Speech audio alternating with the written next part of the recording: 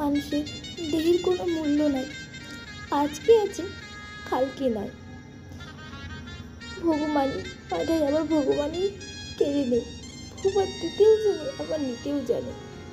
তাই বলি ভাইয়া, যতদিন পৃথিবীতে বেঁচে আছে মানুষকে ভালোবাসা দিয়ে বাঁচতে শিখো। সবাই যেন তোমার কাছে সমান দেখি। সবাইকে বলি আমাদের বিচার জীবনে পৃথিবীতে হবে না, হবে উপরে। ভগবান সব বিচারকে লিখে রাখে খাতায়। আমাকে বন্ধুরা তুমি এত লাইক করতে পারবো না ভাইয়া?